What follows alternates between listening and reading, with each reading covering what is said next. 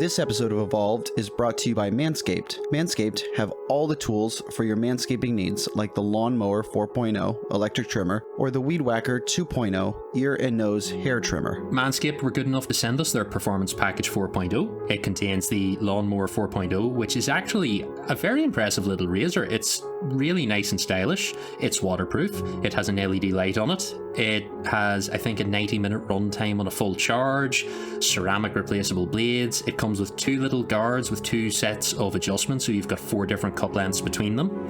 The little charging dock with it is USB-C as well. I was very impressed with this. You could take it in the shower and everything and not worry about it. I liked it as well. I like it's, like you said, very stylish. It works in the shower, which is super convenient when showering in a hurry. It also, I used to have one of the cheap ones you'd get at a store, and it sucked. And so the second I started using this, it was like a night and day difference. So it essentially glides over my face whenever I'm shaving my face. Yeah, they also include the Weed Whacker 2.0, and that is a nice little ear and nose hair trimmer. Again, it's styled very similar to the Lawnmower. It is not waterproof though, so please do not trim your nose hair in the shower. It is USB-C rechargeable as well. You can get replacement blade heads off the website. I unfortunately have reached the stage in life where I now require things like nose hair trimmers, so this was my first experience of a nose hair trimmer. It was a tickly new experience, but it did the job quite well. I don't need to use those just yet, but I'm in my 30s, so like at some point I will. So it's there when I need it, when I will need it, and I guarantee you there will be some point in my 30s when I will need it. Yep, that day comes for us all, unfortunately. The set also includes their Crop Preserver below the waist deodorant and Crop Reviver below the waist toner. I haven't used them yet. Both smell very nice. I did the usual thing and opened both bottles and had a good sniff. I have not had occasion to use them yet, but I will be giving them a go at some point. Oh yeah, they smell fantastic. I mean, like you said, I haven't used them yet either. I've given them a good smell, but I feel like if I go on a date, and I tend to go on a lot of dates, so I'll have to use it when I go on my next date. We will get an updated review shortly. The set also includes a set of Manscaped boxers. I have not tried these out because I ordered them when I was a bit bigger, so they are now a size too large for me, but they are a nice high quality set of boxers. Seem quite well made. Can't fault them in the slightest. I think you've actually been able to wear yours because you are the size you ordered. Yeah, I got the size I ordered. They are fantastic. They match the same style as all my other boxer briefs that I currently wear, so they just sit right in my lineup, and I haven't had any issues with them. Fantastic quality build. Also included with the set, you get a nice little Manscaped travel bag as well. It's a little toiletries bag. I have filled that with all of my stuff for the gym. It is now there. It travels with me regularly for that and work. It's a very nice little bag. No, it's a fantastic set. I've used it when I went to Miami, so it came with me. It sits in my gym bag now, and it's a lot more compact than my old one, which was probably twice the size, and I used about half the space, So if you've been thinking about upgrading your manscaping game, then why not use the discount code EVOLVED at manscaped.com for 20% off and free shipping, and try some Manscaped goodies today, because your balls will thank you. Welcome Spartans to Halo Book Club, part of Evolved, your home for Halo. Halo Book Club goes beyond the video games and covers Halo's extended media and lore from the novels, short stories, comic books, and more. It's time for Halo Book Club!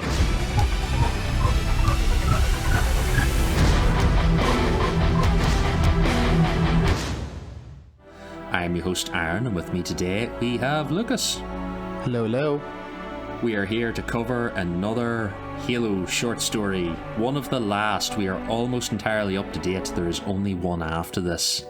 I feel like we keep saying we're almost done, and then 343 is like, here's another little short story for you. Just one more. Yes, they have done that a little bit, but I am hoping we are about to get on top of it here until the next book comes out. This will be the first time we will be entirely up to date. It's a magical moment. Only until the next book comes out, which is August, if I remember correctly. Yes, so we have a bit of free time. Like, we have a quiet summer to relax after 2 of these. So I'm looking forward to it. Now, this one's slightly different because it's not actually a book for our book club. We have 2 short stories. I believe the official tagline is they are called a Halo Waypoint Chronicle.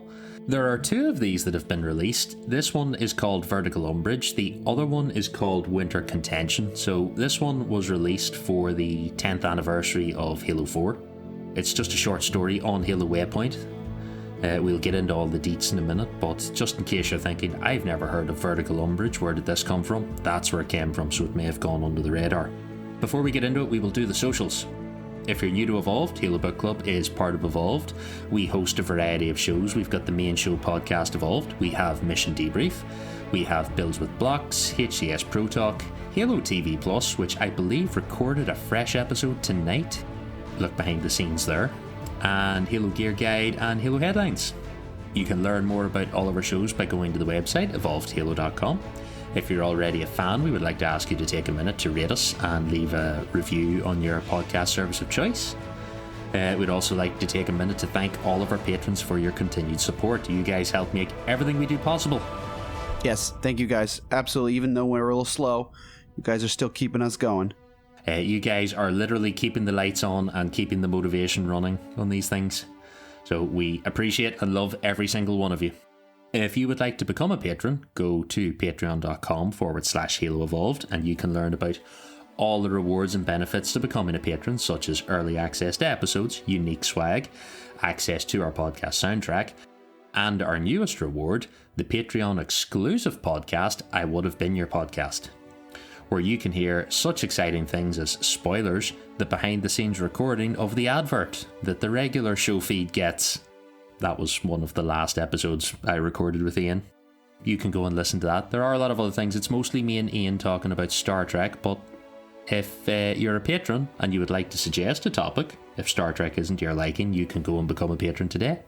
Finally, we encourage all of our listeners to support us through Audible, where they can enjoy the growing collection of Halo novels all in one place, along with thousands of other novels, guided wellness programs, and more. Use the URL audibletrial.com/podcast evolved to learn more and start your free trial today. We have some book info and then we're going to dive into this. Lucas, take it away. So this book is called Vertical Umbrage, as we have said before. It is an unknown author. Like Aaron said, also this is one of those Halo Waypoint Chronicles series that they've got going on. It is published by 343. The format's available is you can either read it on the website, and they have a YouTube audiobook available narrated by Alex Wakeford, aka Harispus. The release date is November 7th of 2022, and this is again for the 10th year anniversary of Halo 4. It is about a 21-minute audiobook. So the summary of the book is the story is set in early 2558 during the Requiem campaign. Concurrently with the Spartan Ops mission, everything has gone wrong. The story follows the Spartan 4 soldiers of Fireteam Shadow as they board the Xenar pattern light cruiser Panem's Canticle, a series of events overheard in the Spartan Ops level but not visualized. So this event takes place on Valentine's Day, of all days, February 14th of 2558. The location is Requiem, and we've got about 6 characters that are important enough in the story. So we've got Spartan Fry, which is the Fireteam Shadow leader. We've got Spartan Kidman, just another Shadow team member. We have 2 recognizable Spartans, Spartan Kovan, who is another Shadow member. She is one of the main characters in Rubicon Protocol, and if you can remember, she's the sniper in that book. So she is a fantastic sniper shot.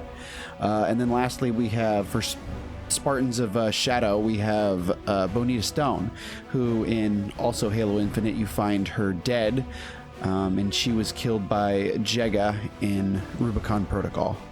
Then we have Spartan Jared Miller. He is a mission handler.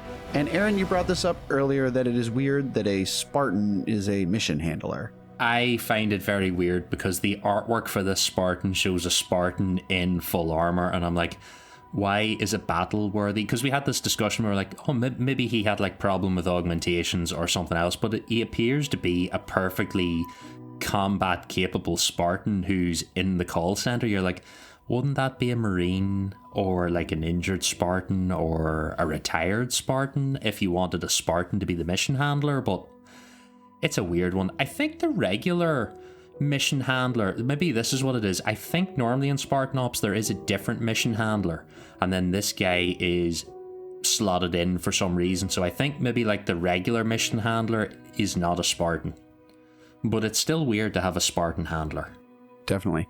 I'd say lastly, we've got the Sangheili Rin Alun. He is the leader of the Special Operations Unit, known as the Silent Blade, and he had charge of the light cruiser Panom's Canonical that the Spartans invade in this short story. So other noteworthy things are we have Abby, which is Spartan Kovan's sniper rifle, and then we also have, and I'm going to find it here in a second as I read through this, we have Selene, which is Selene's Lance, which is a special Spartan laser that Kovan uses against the cruiser's like energy core, whatever it's called. So and then lastly, they have the team has a Pelican that they call their limo, which I think is really cool that they have just like a Pelican on standby that they just hit a button and it like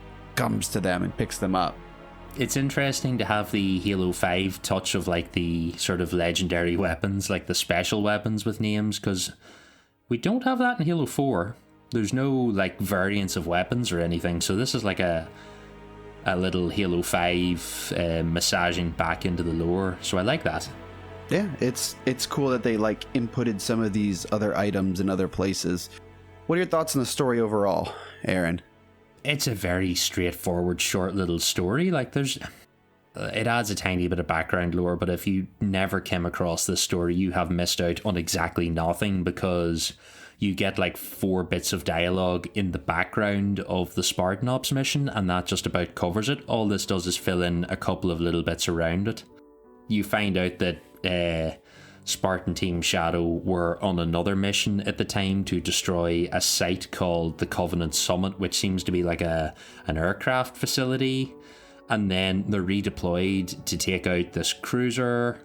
They like steal a Phantom and like essentially run it into or at least drive it into the bay, and that's how they board the cruiser, because they were originally going to get in the Pelican that they called the limo and take it, but it was like too far away from them, and they were also in like the heat of combat, or like the heat of like Covenant near them, and they couldn't get it. They are hidden and literally about to deploy. Like, they are minutes away from starting their own mission when they're called to do this instead.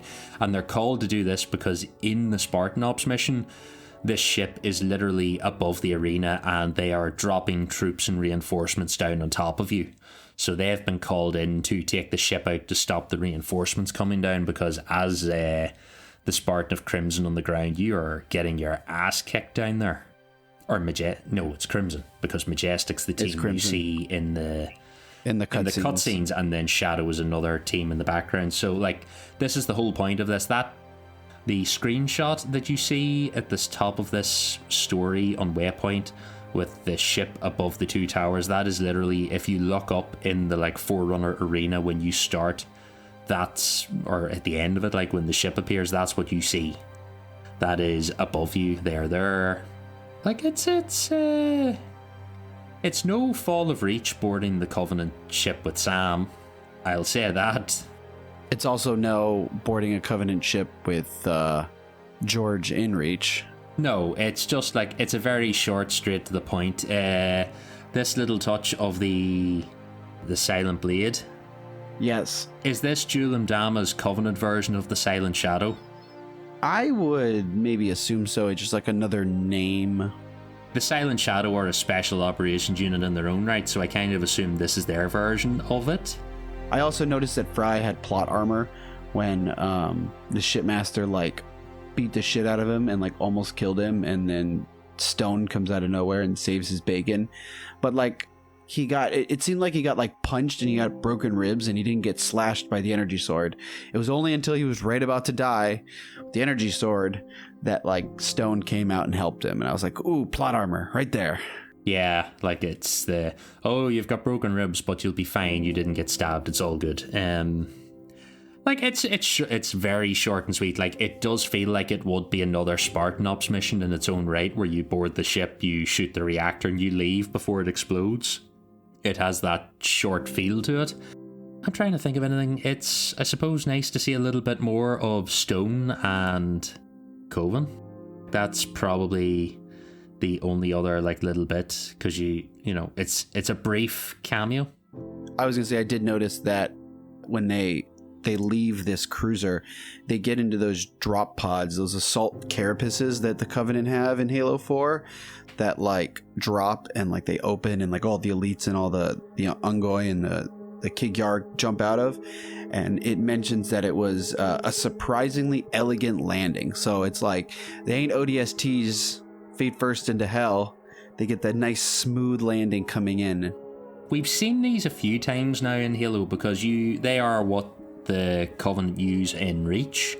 You get those landing quite a bit, particularly if you play a lot of Firefight. You get those dropping all the time with a slap of grunts or something in them coming out and deploying or whatever. Totally forgot that they are in Reach too. And in Reach they take off as well. Yeah, I totally forgot about that. I need to go play that game again. They are not your father's ODST pod, that's for sure. They are much fancier. But they also don't land in the middle of the firefight to come and give you any help mopping up the last of the troops. Thanks very much, Fireteam Shadow. I had to finish those guys off on my own. You actually played it? That's the real question. It's like you went back. I went and I played it. I thought, I will go and do my research here. I did turn the bandana skull on, so I was not playing very hard. Fun fact, if you play with the bandana skull on easy, you can deploy the Forerunner turret ability and just hide behind a box and let it kill everyone. That's mostly what I did. I did grab an energy sword at one point and just ran around shanking dudes that the turret couldn't get. Overall, it's just a solid little story. Like, it's not a terrible story. It's just a little filler. Definitely good for Waypoint to add to it. It is on the short side of a short story. Like, this would not be a Fracture story. This is like it's very reminiscent of the longer lore that we get now in Halo Infinite for the events. Oh, yeah, with the events, with the season events. We don't have an author for it, so I assume the same person that's been doing the lore for the season events and the Fracture events and stuff was also churning this out, because this was, 6 months ago, give or take. They probably turned their hand to this as well. That's all I got. Yeah, like I said, this was going to be a short and sweet one. We are literally at the last of the book club-esque materials. Not really a big pile else to say. If you didn't know about it, you can go and look at it. I believe there may also be... Halo Waypoint said there's a PDF version available for download. Should you want to keep this forevermore, you can do that too. Will that do us? I think that'll do us. I don't have anything else. We're almost going longer than the actual short story itself. Yes, so. The short story audio version's 20 minutes and we are just edging that out now. So, although to be fair, we did once do like a 35-minute episode on the 6-minute short story of Fracture. So like we can sometimes stretch it when we need to, but there ain't nothing else to say in this. I think the only other thing worth mentioning is that Fry and Kidman are currently unknown as of the events of Rubicon Protocol, because Fry is on the Infinity and we don't know if he evacs or not. We never hear him mentioned again.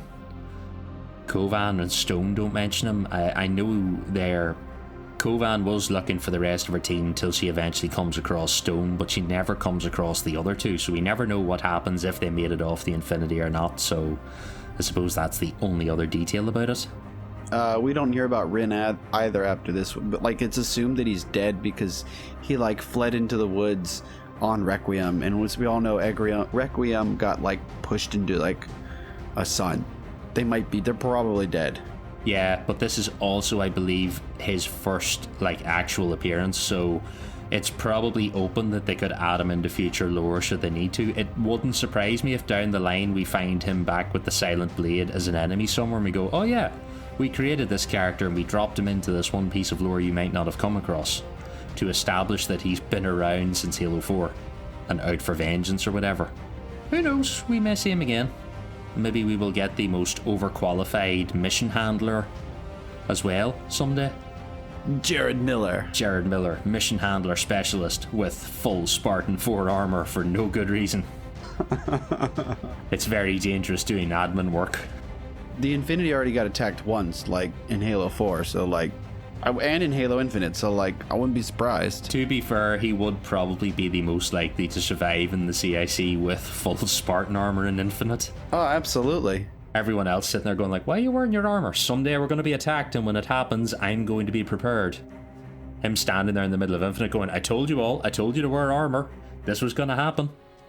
And then he gets splattered anyway by a brute. Who knows? If you want to write that fan fiction, please do, and send it into the show, because we're running out of fiction or lore, and we can do that next. Maybe we go into fan fiction after this. That's the way to go. I am not artistically inclined enough to do fan fiction. Oh, we can just read the stuff that's already there. We just have to filter out all the like romantic stuff and get down to the serious lore. Fair. So like it'll be a 3-minute episode. Oh god, probably. Right, well, on that depressing note, I think that will do us for this week. Like we mentioned at the top of the show, you can find every episode of everything we do over at the website, evolvedhalo.com. You can also find links to our Discord, Facebook group, Patreon page, Xbox Live Club, and our contact information.